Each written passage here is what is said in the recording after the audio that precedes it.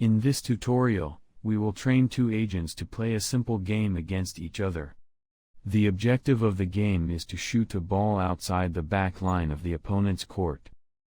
Two agents have the same policy, which means that they become better in the game simultaneously. This technique is called self-play and can be used in various competitive reinforcement learning problems. As a training method, we are using proximal policy optimization. This method often called PPO. Let's see the theory of PPO. Here are some basic facts about PPO. It was developed by John Schulman in 2017, and has become the default reinforcement learning algorithm at OpenAI. PPO is classified as a policy gradient method for training an agent's policy network. Policy network is a function that agent uses to take actions. Various neural networks are used for policy network. The policy is optimized using gradient descent. Parameters describing the policy, that is weights in case of neural network, are updated accordingly to policy gradient. Objective of every reinforcement learning algorithm is to update these parameters most efficiently. One of the distinctive features of PPO is that it implements a clip function that constrains policy update of an agent from being too large or small. Let RT theta denote the probability ratio at each time step. Pi is a stochastic policy. Policy loss is described by this equation. Epsilon is hyperparameter. The first term inside min is surrogate advantage. Surrogate advantage describes the expected advantage of updated policy. The second term modifies the surrogate objective by clipping the probability ratio. When probability ratio is bigger or smaller than 1 plus epsilon or 1 minus epsilon, the loss function flattens out.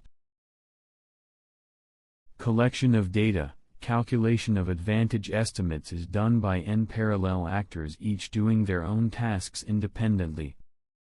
PPO runs multiple epochs of gradient descent on samples. Before, this was uncommon because of the risk of destructively large policy updates. But with the help of PPO's clipped surrogate objective, PPO takes advantage of parallel actors to improve on-sample efficiency. Now let's talk about multi-agent reinforcement learning. Multi-agent reinforcement learning focuses on studying behavior of multiple learning agents that coexist in a shared environment. There are three types of multi-agent reinforcement learning. The first is pure competition. In pure competition, the agents' rewards are opposite to each other. Zero-sum games such as chess, tennis fall under this category. In such problems, self-play technique is often used to improve a policy. In this tutorial we will also use self-play method. The second type is pure cooperation. In pure cooperation settings, all agents get identical rewards. Many real-world scenarios, such as manipulating several robotic hands, belong to this category. The third type is mixed sum. In such problems, each agent is trying to get maximum reward. But the reward may be bigger if agent cooperates with other agents.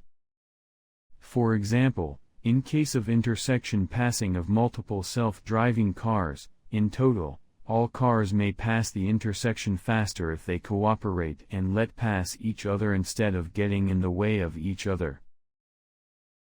As we have seen in these examples, multi-agent reinforcement learning is related deeply to game theory. Much of the research in multi-agent reinforcement learning revolves around social dilemmas, such as prisoner's dilemma. The difficulty of multi-agent reinforcement learning comes from the fact that usual reinforcement learning algorithms are aimed at maximizing the agent's own reward. But in such algorithms, conflict between needs of the agents and needs of the group is not considered. This is one of big subjects of current research. Now we have to define our problem. As we saw in the introduction, there are two agents on the court competing against each other. The objective of the game is to get a point. That is to shoot the ball outside the back line of the opponent's court. We will observe coordinates of both agents and coordinates of the ball. Z-coordinate of the ball will not be used in this simulation, but it can be used in case we will do, for example, a volleyball simulation. As a state for network input, we will use current observation and one-time step previous observation. Agent can move an X, Y direction and also can move a semicircle part in front of it to punch the ball harder. Note that each time step, network will output index of the action. Also, one more thing to mention, is that observations in training are done from first agent point of view. So, when inference of the second agent is done, all signs of coordinates in the state array should be reversed. Now let's see the code. I explained code structure necessary to spawn multiple robots in Gazebo in the previous tutorial. So, in this tutorial we will start right with the part of the code related to training. Download the self-play RL zip file and extract it to your home directory.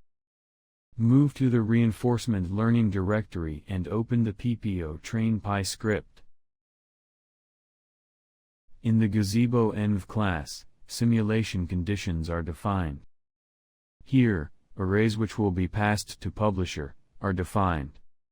Note that we have two types of arrays because robot movement is controlled by velocity controller, whereas robot head movement is controlled by a position controller. In these lines, new service clients are created to respawn the ball, reset simulation, pause and unpause physics. Here, initial states of the ball and first agent are defined. This is a relation of index number and robot movement. For example, if agent receives action index 0, it will move forward with velocity 1 meter per second. Here we unpause simulation, let it run for the time delta length of time and then pause the simulation. If agent 1 scores a goal, it will get 1 point. If agent 2 scores a goal, agent 1 will lose 1 point. Otherwise, agent will not get any points. Here, we are collecting observation data for both agents. Reset function is called when one episode is done. Note that each episode we are launching the ball in random directions and velocities. In getModelState and getRobotPause functions we obtain positions for both the ball and the agents. Note that in order to let Gazebo publish the Gazebo model states and the Gazebo link states topics, we have to add the Gazebo ROS states plugin to the world file. In the while loop, training is done until the maximum number of time steps is reached. In these lines, actions of both agents are obtained using policy. Then, state, reward and simulation status are obtained. In these lines, policy is updated once in a while. Let's execute the code. After building the project, open a terminal and execute the main launch XML script to open a Gazebo world.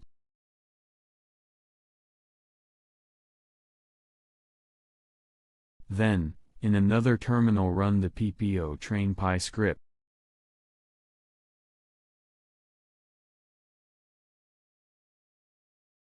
The training will begin. Using CPU, executing 3 million steps will take about 20 hours. After the training completes, in the log file we can check how training progressed. We can see that firstly, Agent 1 loses points since the ball is always launched towards Agent 1, but after some time, reward converges to nearly 0. To test the code, run the PPO test.py script.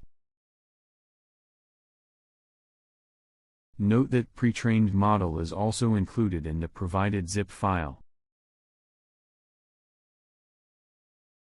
As we can see, the agents have learned to play the game.